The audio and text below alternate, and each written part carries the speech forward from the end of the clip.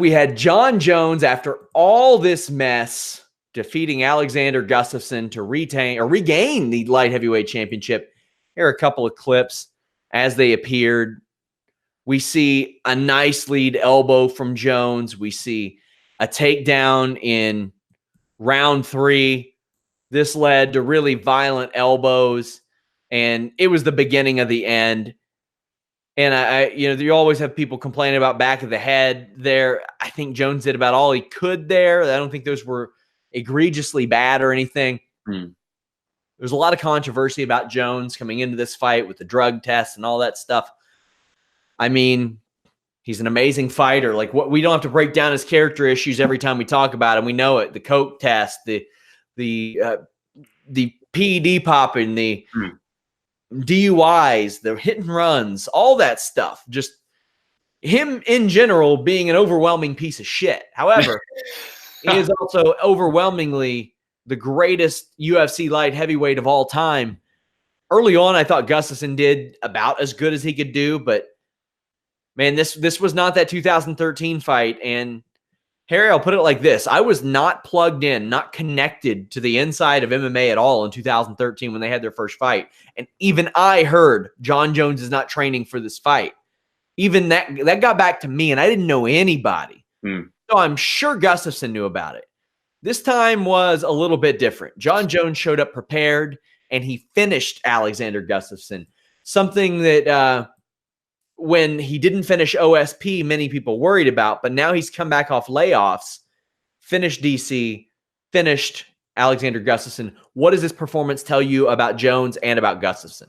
Oh, it's so much to unpack, isn't it? It's been the story of the final quarter of the UFC, aside from the Conor fight.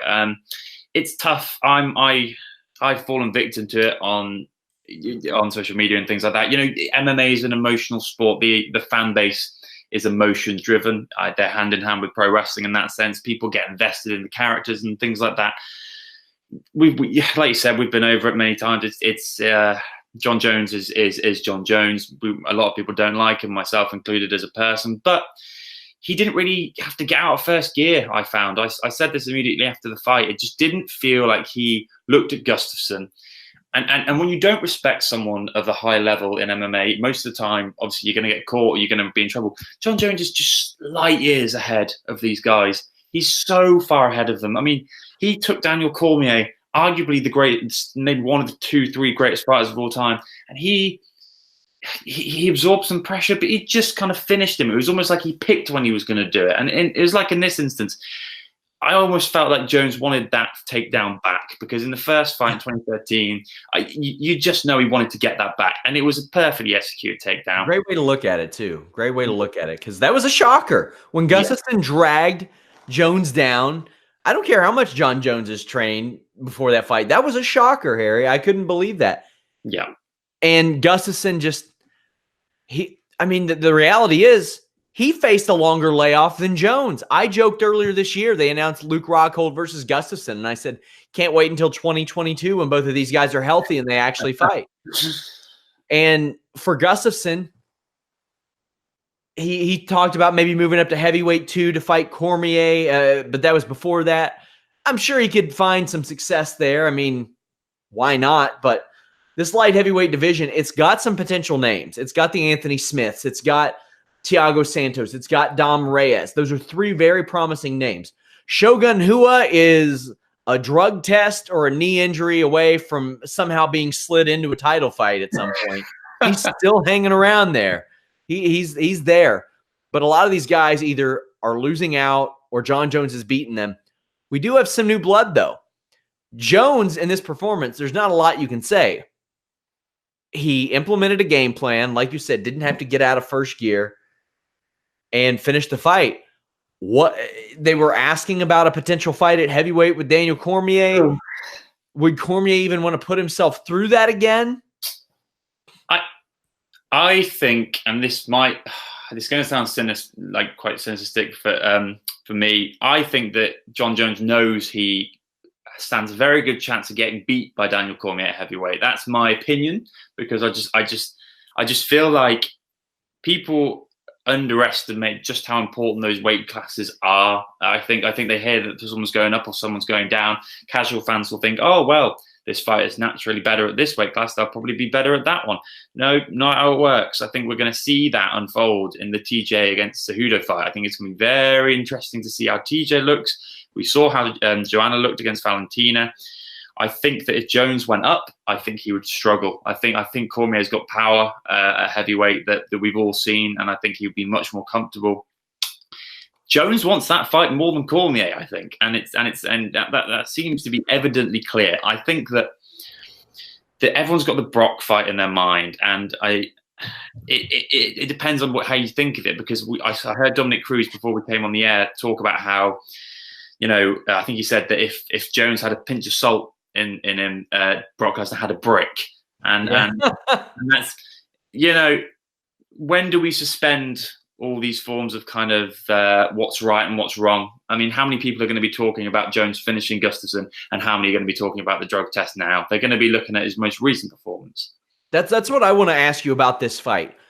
Years from now, when you look back at this card, which will you remember it most for? The Jon Jones fiasco and his subsequent win, or Amanda Nunes knocking out Chris Cyborg?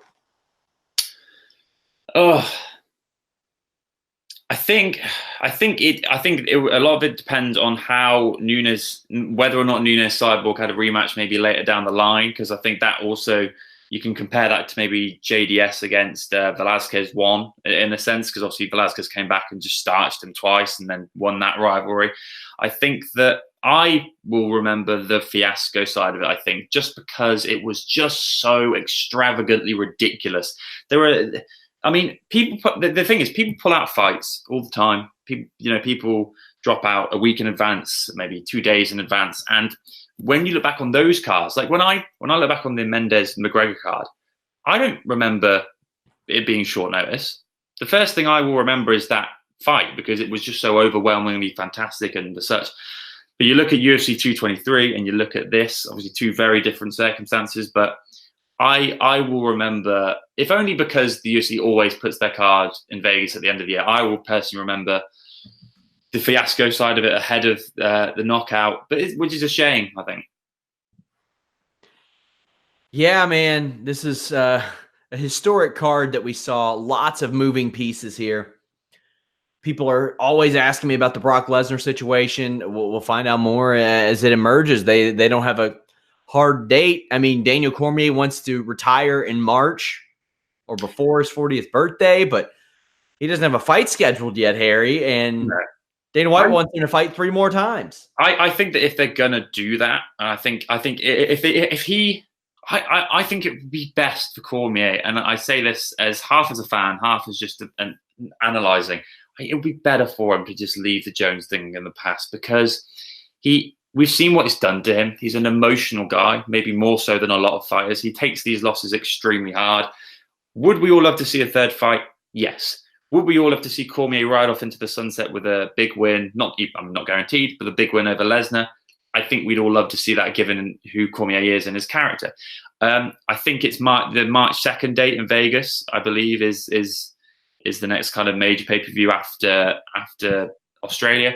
I think that would be good. I think early March, that March 2nd date, Lesnar against Cormier, Cormier's final hurrah, then he can retire. I think it is hypocritical of Dana White to ask for 3 more fights from Cormier, because a few months ago he said, once you've got a foot out the door, yeah. I guess Cormier isn't out that door yet, so he's preemptively like, well, it's funny because they do that. Dana White does say if somebody says they want to retire, then they're gone.